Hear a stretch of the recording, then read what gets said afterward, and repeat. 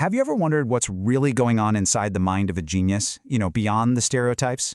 Well, today, we're going to peek under the hood and explore the actual psychological architecture that powers some of the most exceptional minds. We're about to decode the blueprint of a brilliant mind.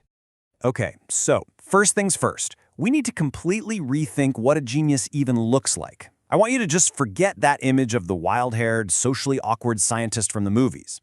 The reality is, well, it's a lot more interesting and honestly, surprisingly more relatable. So let me ask you this. When you hear that word genius, what's the first image that pops into your head? Is it a scientist scribbling equations, a reclusive artist? Whatever it is, I want you to hold that thought because we're about to turn it on its head. So on one hand, you've got the classic Hollywood myth that a genius is basically a human calculator, someone who is just born with a super brain. But then you look at what psychology actually tells us, and the reality is about traits like a deep, almost childlike curiosity, a real knack for seeing patterns where others see chaos, and, well, a habit that most of us are told is kinda weird. Yep, talking to themselves. And that brings us right to the core of this whole thing. The quirks. These seemingly weird habits that are actually massive clues to a highly functioning mind. Think of these as the fingerprints left behind by a genius-level intellect. Let's just dive right into the big one, talking to yourself. I mean, we've all been taught that it's a bit strange, right? Maybe a sign that you're lonely or just eccentric. But what if it's not a quirk at all? What if it's actually a high-level cognitive tool in action? I love this quote because it just nails it. Talking to yourself isn't about a lack of company. It's about creating your own internal advisory board. It's a way of taking all the chaos in your head and processing it out loud to get some clarity. And from a psychological standpoint, the benefits are huge. See, when you speak your thoughts, you're actually using different parts of your brain than when you just think them. It forces those jumbled ideas into a logical, linear structure. This doesn't just organize the complexity, it helps lock in memories. You can literally role-play different solutions to a problem out loud. It's kind of like having an interactive whiteboard for your brain. Okay, so that's the internal world. Let's look at the external.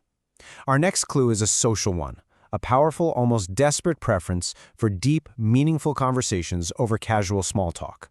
And listen, this isn't about being antisocial. It's about being intellectually hungry. And this is the crucial distinction. A highly intelligent mind isn't satisfied just scratching the surface of social interaction. It's looking for a genuine connection, a connection of ideas, of principles, and different perspectives. You know, this craving actually comes from something psychologists call a high need for cognition. It's this deep internal drive to build and constantly fine-tune a mental model of the world, like an internal map of how things really work. It's not enough to know what happened. A genius mind needs to understand the why and the how. And those deep, substantive conversations, that's the raw data they need to build that sophisticated map. All right, let's move on to our third and final clue. This one is all about perception.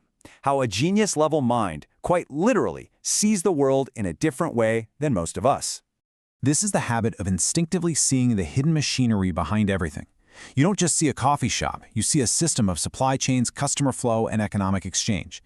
You don't just see a traffic jam, you see this complex system of cause and effect playing out in real time. This quote just captures it perfectly. It's the difference between seeing a finished car and understanding the entire blueprint, the assembly line, and the global logistics that brought it into existence. It's a whole other level of seeing. So this ability to see systems is a massive cognitive advantage. It allows for incredibly advanced pattern recognition, the ability to predict future outcomes with way more accuracy, and to spot these hidden connections that are basically invisible to everyone else. This is the bedrock of strategy, of innovation, of really deep understanding.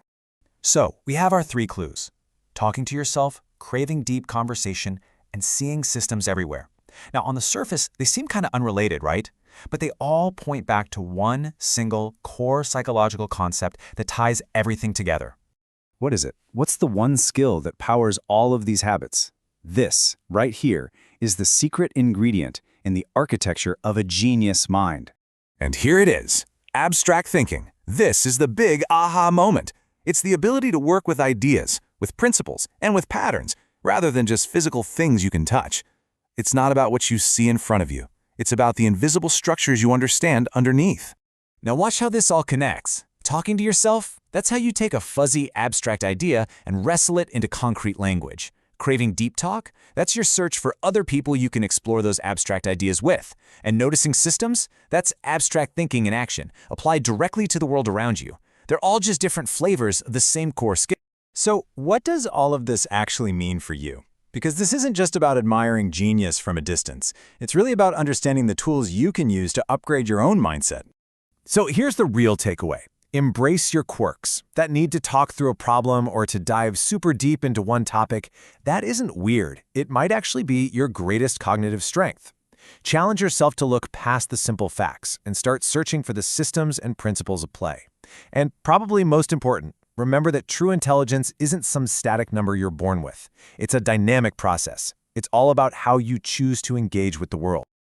And that brings us to our final thought for today. I want you to take a second and think about your own weird habits. You know, that tendency you have to daydream, or to deconstruct how things work, or maybe to ask endless why questions. Which one of those might just be your own inner genius trying to shine through?